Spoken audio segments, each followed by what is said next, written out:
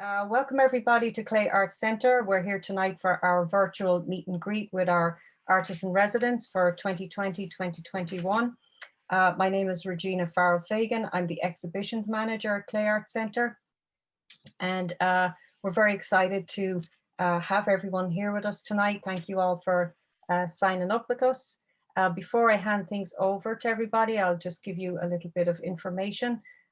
We have Austin Coudriet with us tonight, who's our second year resident. We have Maria Spiess and Brianna Hendricks, and they're going to give you all the information about themselves. They are part of the Historical Artists in Residence program that's been running at Clay Arts Centre since 1998. That's 22 years of Artists in Residence program, and we've had some amazing people pass through the doors at Clay Arts Centre, and I'm sure these three will be no less amazing than people who went before them. So I'm just going to pass everything over now to our artists in residence. They're going to each speak and share a screen and talk about their work and their experiences.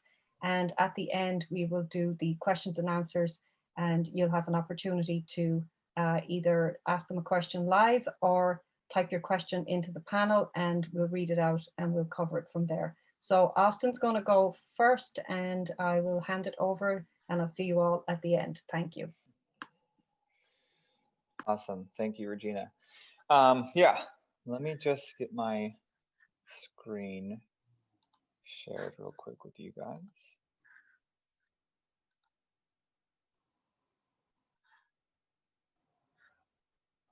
Sweet. Maria, can you guys see that? Yeah. Okay, cool. Looks good. Sweet. Yeah, so like Regina said, my name is Austin Coudriet. I'm the second year resident, so I was here all last year, and through the pandemic, I was a resident here while not in New York. I went back to Nebraska for a couple months. So a little bit of background on me. I was born and raised in Lincoln, Nebraska, the good life. If you don't know where that's at, it's in the middle of the US. I got my BFA from the University of Nebraska in Lincoln in 2019, and with a double emphasis in ceramics and sculpture. A little bit about me besides school and where I'm from. I really like to play board games and do things outside. So really into hiking and biking, and definitely love playing any sort of board games. This is a picture of my family. So they're a little bit scattered. My sister's in Seattle, and the rest of them, I guess, are in Nebraska right now. This is for my sister's wedding last year, so that's my family. So I don't have a whole lot of time, so I'm gonna go a little bit kind of quick through a couple things. So that was just a little bit about myself. I know very, very fast, but I'm gonna talk a little bit about my inspiration, some work I made in undergrad, some work I made last year as a first year resident, and then kind of what I'm looking forward to, what I'm making now, especially having been through this pandemic and kind of where things are. So some inspirations. My number one inspiration is my dad. His name is Dennis Coudriet.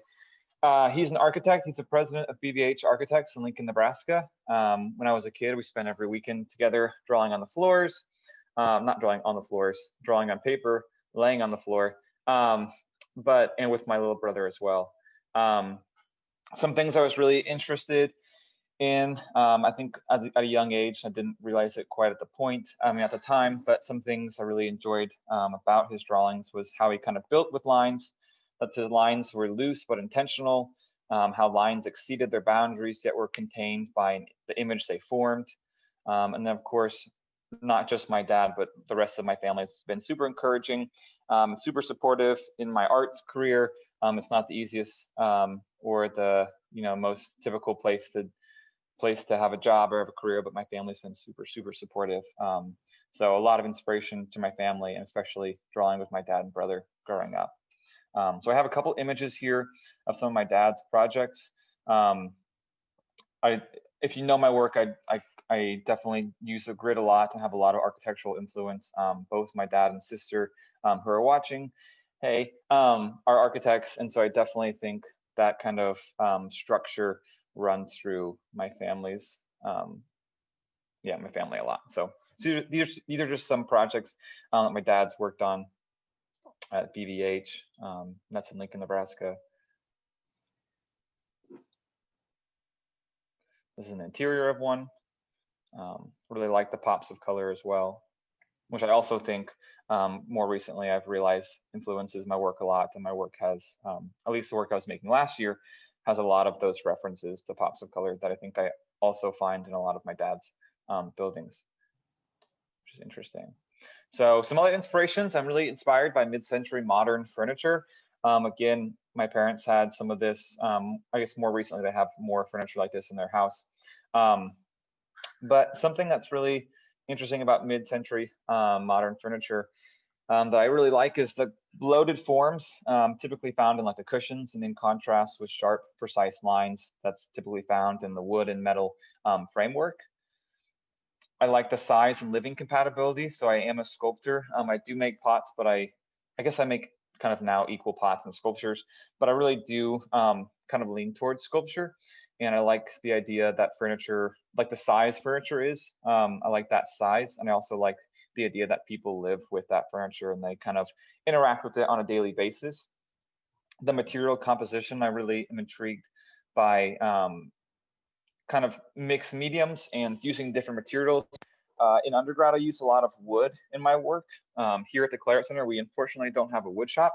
So I've been focusing a little bit more just on the clay aspect of things, but I really do enjoy working with the mixed mediums. And I'm actually kind of going back a little bit what I'm making this year. I'm gonna go back to using some more mixed mediums. So I'm super excited about that.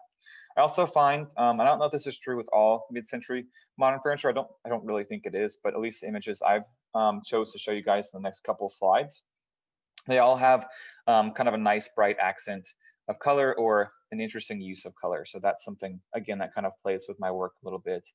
This is probably another inspiration that I didn't realize was so strong until more recently. I was flipping through a book and I kept seeing these furniture pieces. And I was like, man, I love these so much. Like I've always loved these, chairs and couches, and I never knew why. And I think maybe I just have always been drawn to some of these pieces. I just never really knew. So here's some images: a chair, a stand, or a dresser. I really love that that white kind of vanilla couch. Some other tables. The forms too are really organic, which I like as well. See some grid work in those chairs. Some more furniture. And then most directly, the artists that I'm inspired by, these are some clay artists. These are just a few. I'm inspired by many, many clay artists, a lot which are even watching now. But these are just a few select artists that more recently I've been looking at a lot, and a couple of them really got me into clay. So I went to school with Chris Joseph and Patrick King. So they were both grad students when I was an undergrad at UNL, which I don't know if you guys can see my mouse. If you can, this is Chris Joseph and this is Patrick King. So so I draw a lot of inspiration from all of those people here on the website. So if you don't know any of those guys or women, you guys should take pictures of those names and look them up. They're really, really amazing artists. So a little bit of BFA work, just so you guys can kind of see where I'm coming from. So this was a piece titled Self-Portrait I made in 2018. Working a little bit on scale and trying to figure out how I could, a lot of my work in my undergrad kind of represented myself, and it was more self-portraiture. I wanted to depict myself. I wanted to depict how I kind of felt in the world, or where I kind of fit in the world, which is pretty interesting considering everything that's happened in the last year. I definitely feel like I fit in a very different spot in the world than when I was making this work. To be honest, I didn't really know where I was in the world or why I was really making this type of work, but I just needed some sort of meaning. So I think I kind of just leaned towards somehow resembling myself in some way. So this piece is the same height as me, you can see on the right. And again, kind of drawing back to that grid form on the base there, referencing some sort of furniture, some sort of architectural element, a little bit of mixed medium, kind of some soft colors and hues there.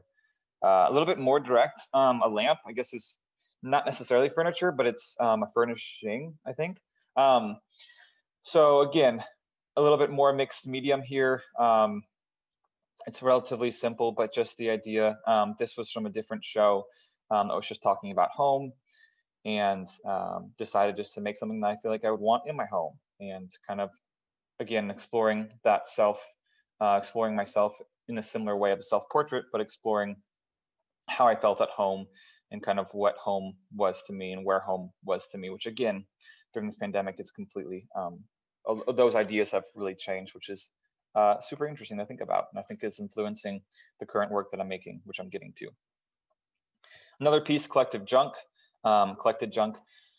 This piece was an interactive piece that hung on the wall, and I encouraged friends and friends, family, and other viewers to go in there and move around pieces. This is a wall piece, like I said, and all these little pinched things I kind of made randomly in the free time in my studio one day. And just this piece kind of talks about, I'm a big collector of objects. A lot of us as artists, I know a lot of people watching are artists. I know a lot of people here collect a lot of things, and whether or not we consider that to be junk or not, is a whole nother story, I think. But I definitely am a collector of many, many things. My family's watching, they know that. My roommates and studio mates are watching. They also know that I'm a big time collector of things. So I'm trying to get rid of things moving forward, but this piece was just about collecting objects and objects kind of piling up, and in a way how those little trinkets can end up looking beautiful in their own way. So Bfa Thesis Work, thesis show, this is just one image here. This show was called Distance of One. It was a show that I created these 3 pieces, which explored my relationship explored my experience in a long distance relationship at the time, and kind of that separation, and how the distance really can separate people, which again, it's ironic to think about this show in the time we all live in. We're so, we're talking through a screen right now, and everything is so split and kind of divided. And in a way, that this show is about that. It's about pieces that want to come together, pieces that want to be a whole piece, but they're all divided. So this green piece is divided, suspended in the air. The pink piece on the wall is split into 3 sections.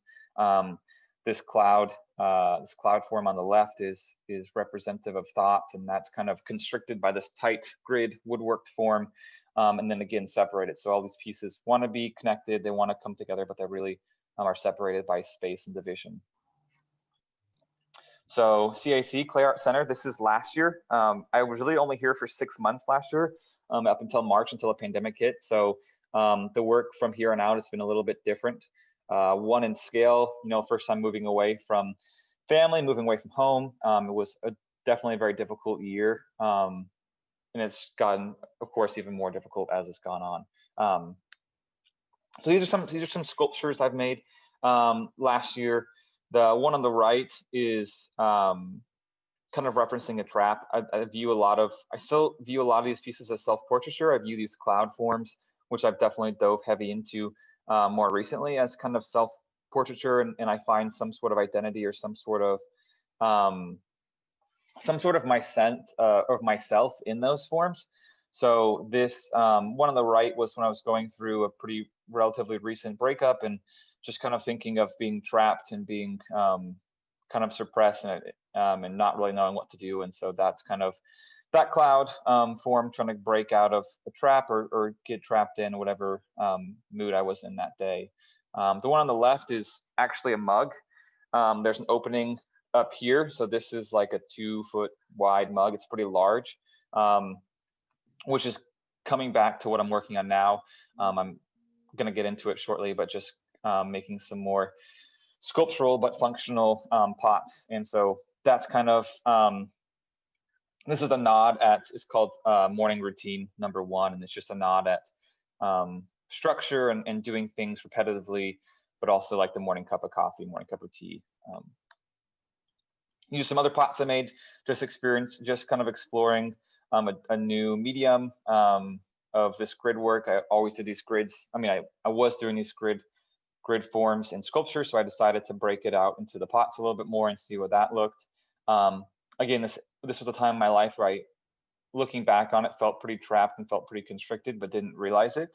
So it's interesting to look back at some of this work and see me throwing on the wheel, which seems to be more of a loose feeling, but I'm throwing very strict and kind of constricted cylinders, and I'm trapping them even more so in these tight grids, which again really represented how I was feeling, I think, in those times. I didn't even realize at the time I was making that type of work.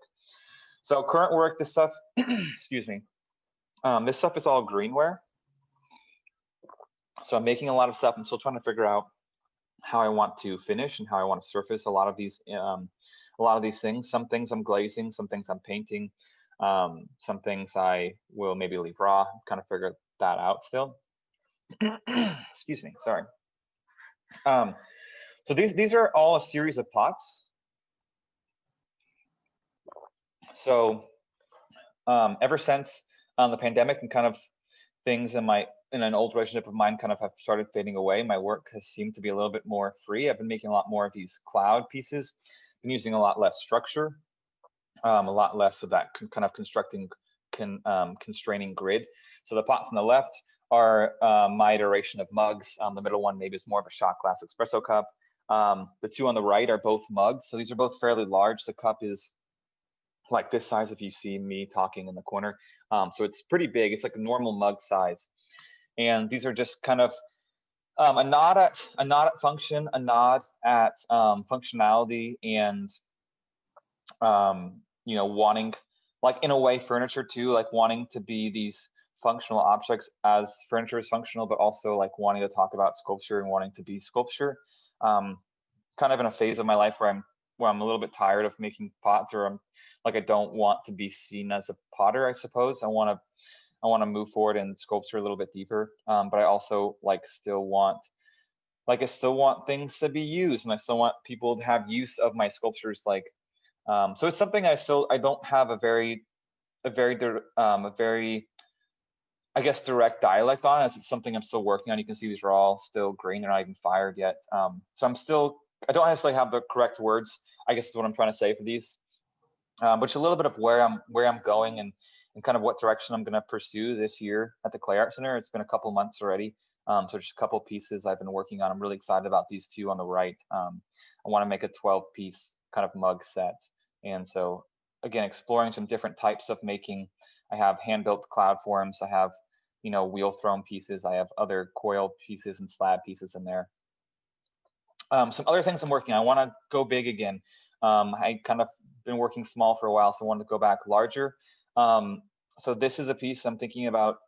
Again, thinking about pieces that kind of interact with each other in a way. These kind of free-formed, more, I don't want to say organic, because organic is not always round, but these more kind of round cloud-like forms I view more as myself. And even this one kind of looks more figurative, probably. And this other piece on the right that it's inside of is, you know, originally was made with the intention of maybe being a lamp, or maybe being a piece of furniture like object. But now I'm thinking of, what if that piece is trapping me, and what's that mean? And do I feel trapped or constricted in these times? And how do I feel? How does society feel? How does the world feel in these times? So this is something I'm thinking about. Things being trapped, things being kind of inside of something, but then also these aren't connected in any way, so I can easily remove them and how to have them be separate pieces. So again, I'm not exactly sure how these pieces are going to end up. I believe I'm going to paint both of them. I don't think I'm going to glaze any of them, but still kind of working out those guys. And then one of the last slides I have here, I'm still working on these cloud forms. So these cloud forms, I've just kind of stayed in my work for a while. I'm not exactly sure, you know, again, I think they reference me in a sense. On the one on the right, obviously holding that piece. I think that piece somehow represents me, and I want to put it inside of a space, and you know, that be me inside that space, and what I put around it, if it's trapped by something, if it's freed by something, what that is, I don't exactly know yet. And the piece on the left, again, it's one of the last slides, and I'll move on. I know that we don't have a whole lot of time, but this piece on the left here, you can see there's two pieces actually. There's a finished one that's really dusty over here. This is a cloud bowl. It's a kind of a new form I've been working on. This big one is also a cloud bowl. It's about 30 pounds right now. So I'm making pots still, but I'm making different types of pots, and I'm kind of leaning towards the idea of them being party dishes. I know that right now everyone's kind of feeling constrained and stuck at home, and that they want to go out and see friends again, and really can't do that in this time in our country, in our world. And I'm making these dishes. This is actually a chip and dip set. There's two bowls inside of here, and I'm making these dishes where I'm excited to come back to reality, and come back to, you know, how things used to be in some sense, and get back together and hang out with friends again and family again. And I want to like come to the party with this 50-pound chip and dip set. And it's like, hey guys, like, haven't seen you in 2 years. Like, here I am. Like, here's my food that I'm bringing. And I just want to be a little bit over the top. So some of my pots are a little bit of me being anxious and wanting to jump back into friends and jump back into having a social life again. And so I'm kind of going a little above and beyond in ways that I want to kind of go comical in a way. Like I want to be funny, and really, is it practical? No, not at all. But that's kind of what I'm pursuing. Those are some things that I'm really looking forward to in this next year. I think I have one last slide. Yeah, so those are kind of things I'm looking forward to. I know it was fast, but thank you guys so much for listening and watching. I appreciate you guys all being here and supporting. Every one of you have supported me by just being here, and I really appreciate that. If you guys want to know a little bit more about myself, there's my Instagram, my website, and my email. You can reach out in any of those platforms. So you can take a picture of that if you want. I'm gonna have to take this screen down to go back up to, I think Maria's next. But thank you guys all so much, and we'll take questions at the end. So I'm gonna head over to Maria.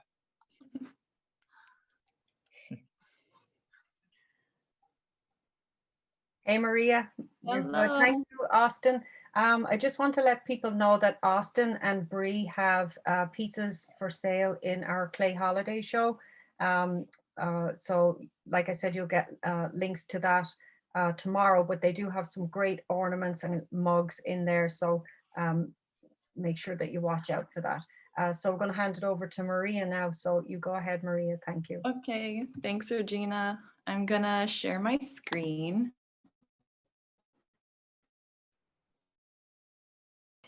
Share and preview, view. Oh no, view full screen.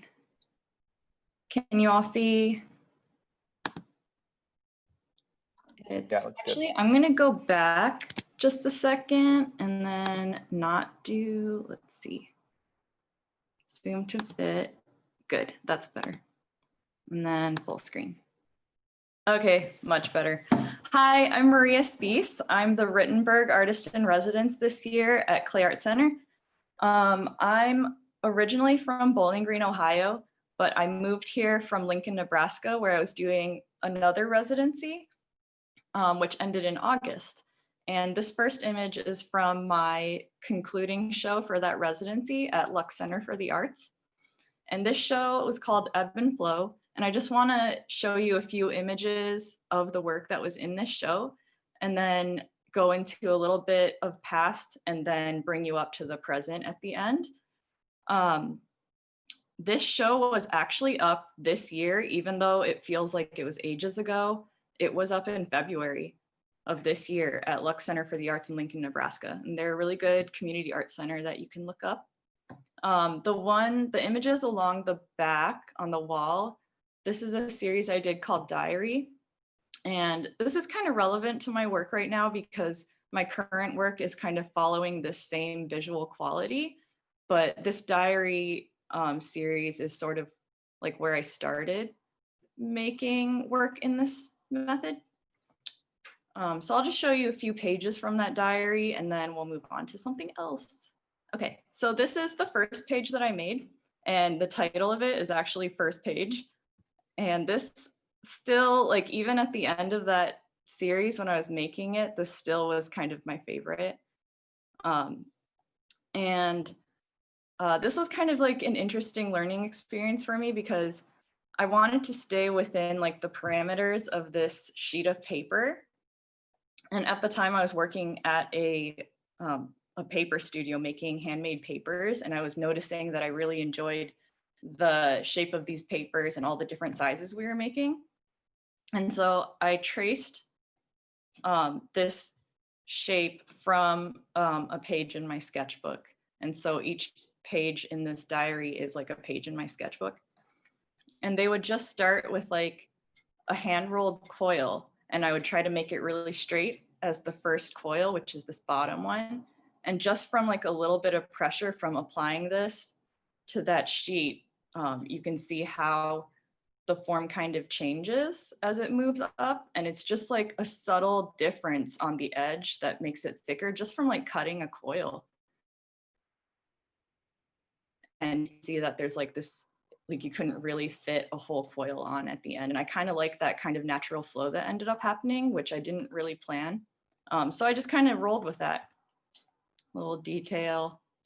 Okay, the next sheet, this was actually made second. So right after that first one, I did this one, and I wanted to do something a little different with it, with the coils, the way I laid them down. At the time, I was thinking a lot about my artist statement and how I'm really not good at writing artist statements. So I thought it would be really awesome if I could get away with not writing an artist statement and instead presenting just a visual art and call that my artist statement. So this is called This Is How I Write.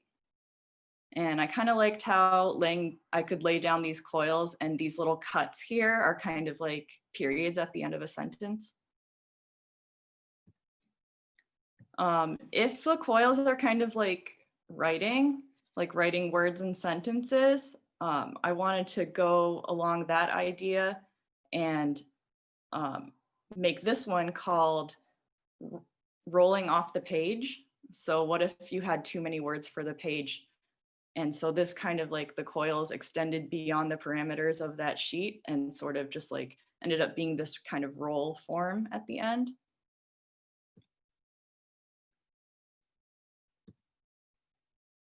Glaze detail.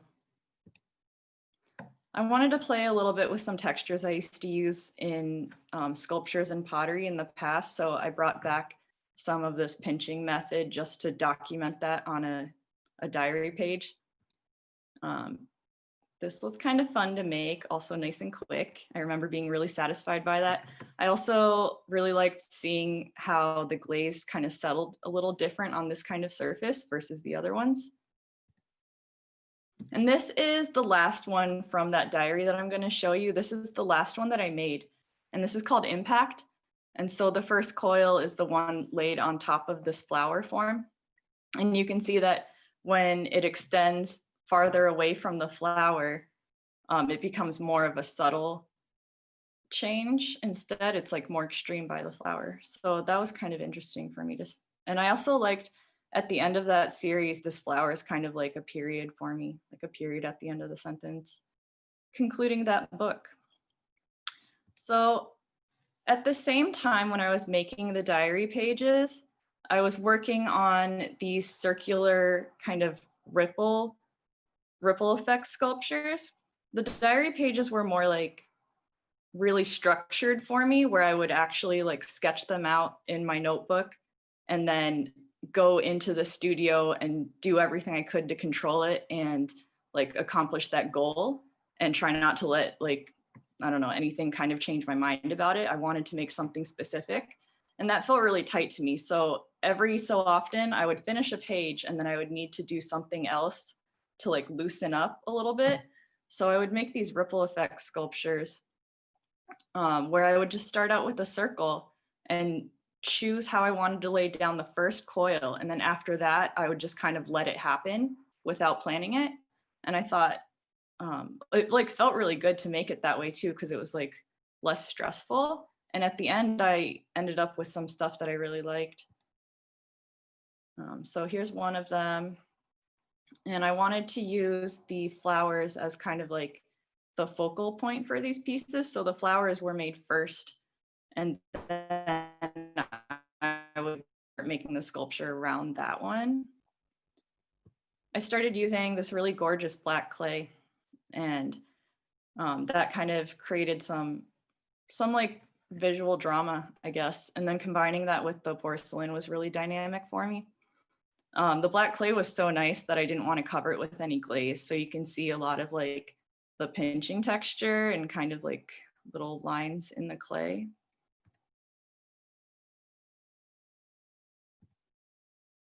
Every once in a while I have an accident like in the kiln.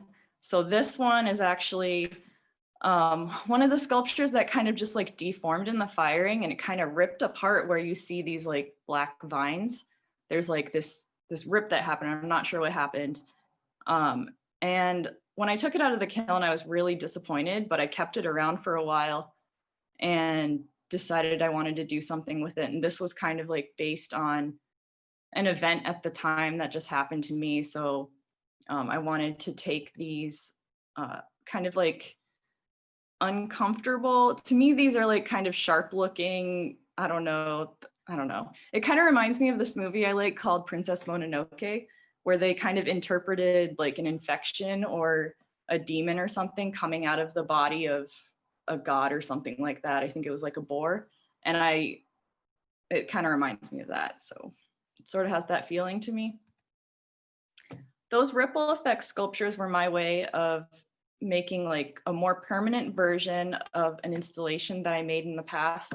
So this installation is also called Ripple Effects, and it was made before I moved to the Lux residency. So I was doing a residency at a studio called Taos Clay in Taos, New Mexico. And at the time, it was like right after grad school. At the time, I was making these ceramic flower forms in like various sizes with lots of different kinds of clay. Some of them were local clays and some of them were from other places in New Mexico. But when I did this installation, this was like concluding my residency there also, I set up the flowers and I set up the sand the way I wanted.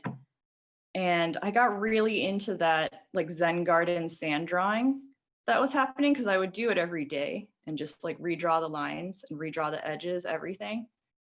And so while I was doing that, I realized that I was probably done with the flowers and I was so much more interested in the sand that I wanted to do something more with that. So when I moved to the Lux, I sort of had this goal in mind where I was going to figure out how to make that happen, where I could get this kind of line quality in ceramics.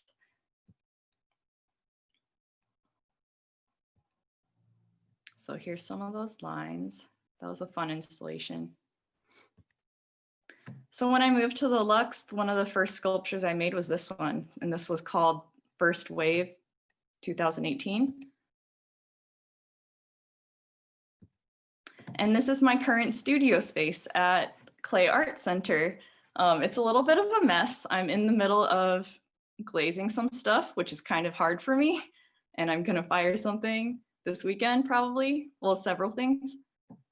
It's not too messy though. It's nice and spacious. I really like my space. This is in the downstairs artist space, and Bree and Austin have their spaces right next to me.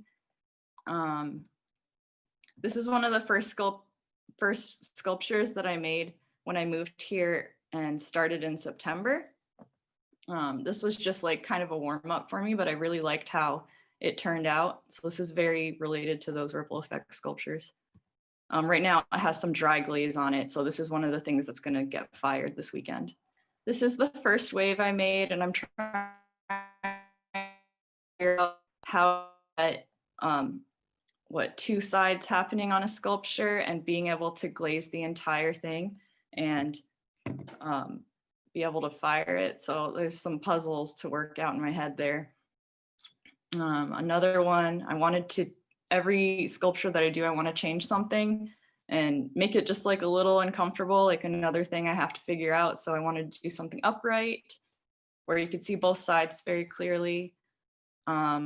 The edges of these sculptures are really important to me. I'm not really sure what I'm looking for, but I definitely spend a lot of time refining those edges. Working on some different forms, trying to get like a more of a flowy kind of feel, but also, I don't know, maybe I can like fold things in a little tighter and we'll see how things go. These are just bone dry and drying out in my studio. And that's the end. This is current work in progress wrapped in plastic because I'm not ready to show half finished work yet. But if you need to look up some of the images that I flipped through very quickly in this presentation, you can find a lot of it on my website. So thank you for watching. I'm going to stop sharing now. Thank you so much, Maria. And next up we have Brianna Hendricks. You can go ahead, Brianna. And Brianna also has pieces in the online store and some really cute little ornaments. Go ahead. Thank you. Thank you. Hi, my name is Brianna Hendricks, and I'm currently a Westchester Community Fellow. Just going to share my screen. Can everyone see? Mm-hmm. I'm going to start my timer too. All right.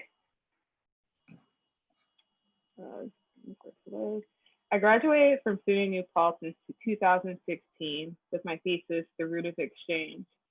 I made a series of vessels that were assembled to, sorry, I'm nervous now, that were assembled to demonstrate the power, thanks, to demonstrate the power of assembly and to recognize the underrepresentation that is prevalent through the arts and through craft.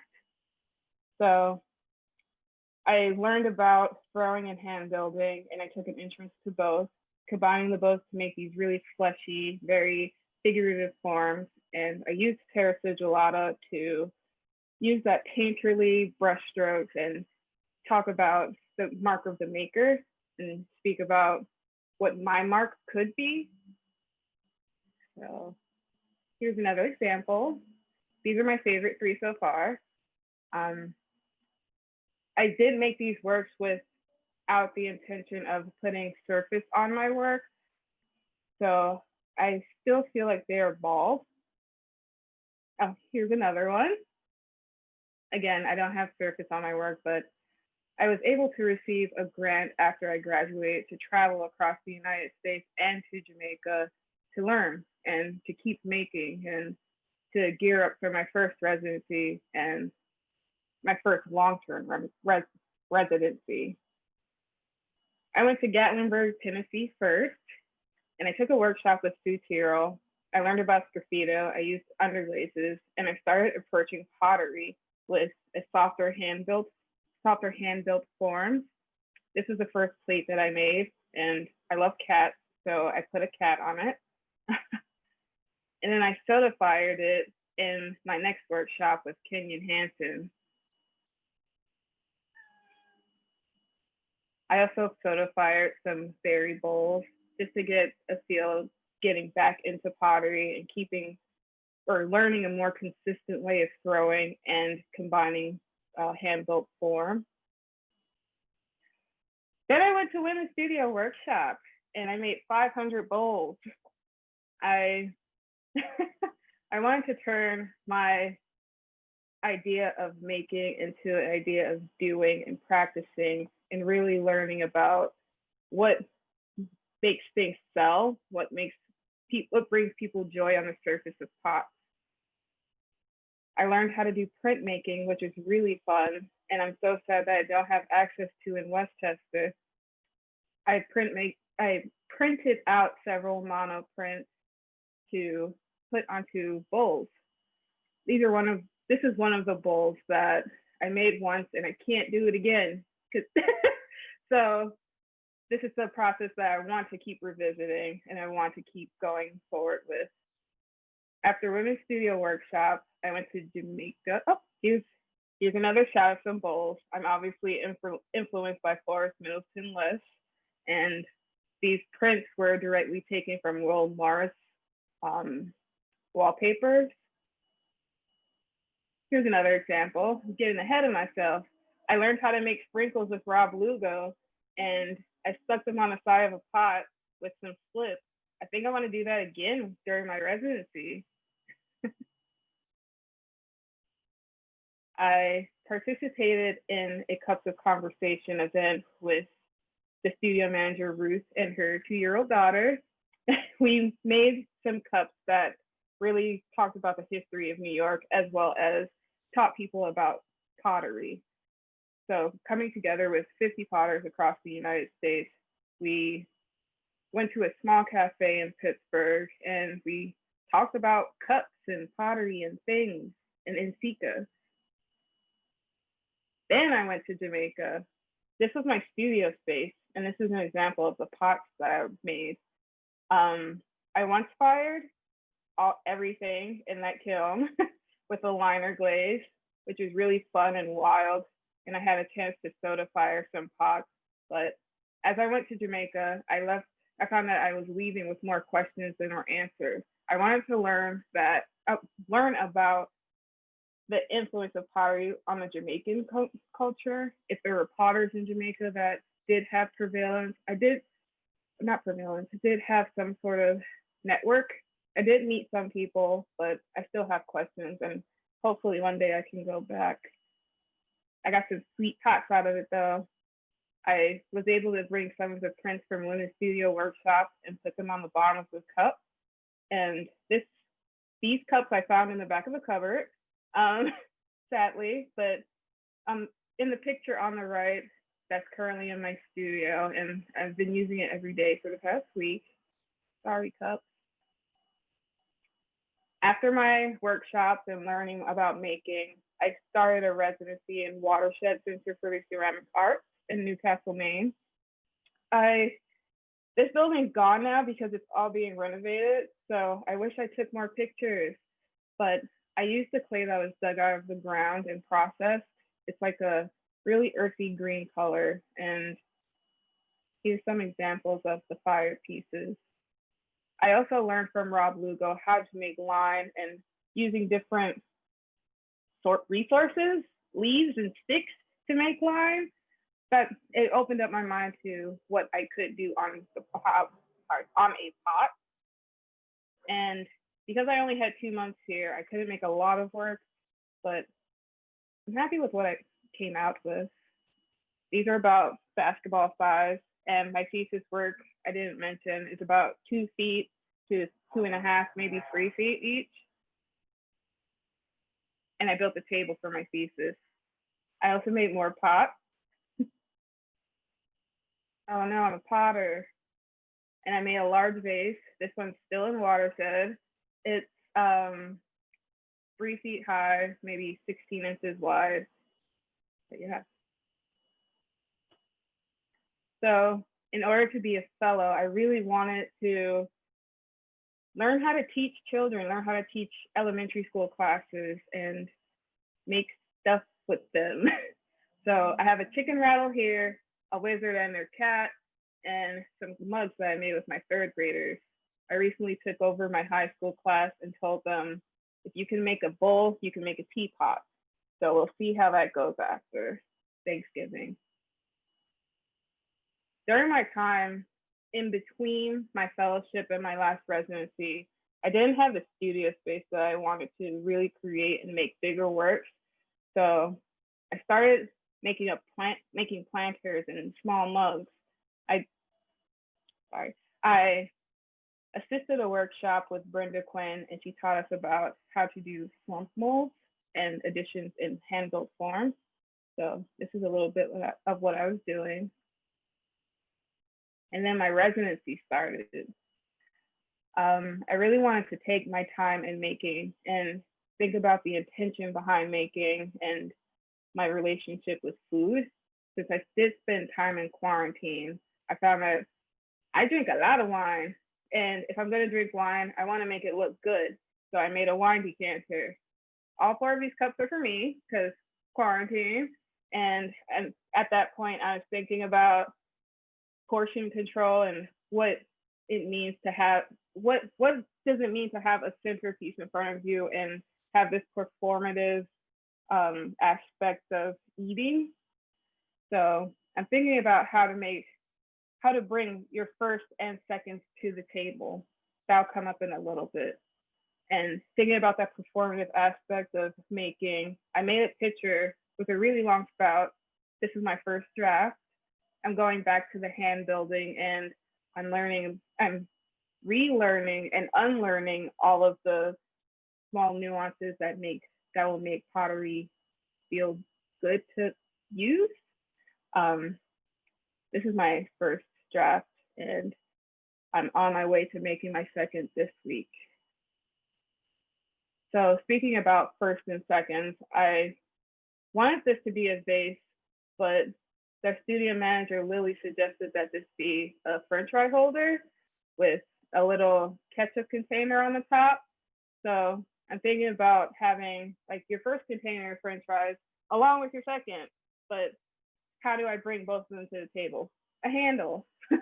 So I'm going to be creating plates with handles, or thinking about how to layer the two together. I still got some sketching to do. I recently took a trip to the Met with Maria and some of the board members, as well as Jeff, our front desk manager. And I saw these press molds that are molds that looked interesting to me. I'm in the process of taking some plaster and carving into it, or using that as a base for a bisque mold to carve into, so I can make a series of work that will reduce my thinking in the greenwork process and have a greater, I'll spend more time in the bisqueware and glazing process. And I'm returning to printmaking again, in lots of tests and lots of flowers and things that I find interesting that don't necessarily tell a story, but in the end, I can layer things together, make a collage to tell a story. And I want to revisit this project that I made back in 2017. I made a bowl at a small studio in Brooklyn, and I made bisque molds, or bisque sprig molds of some hibiscus and Jamaican flowers and earth and things and I paired it with a CNC model of my face, and that was casted in plaster for a press mold. And yeah, I think that's the end of my slideshow. I've got 3 minutes left. So thank you. Thank you for coming. Thank you for sticking around.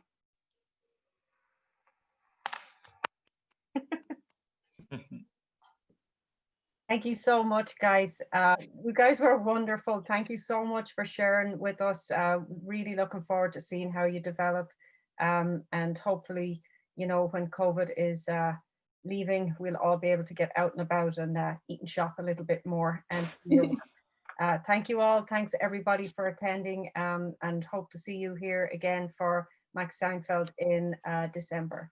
Good night, everybody. Thank you. Thank you. Thank you. Thanks, guys.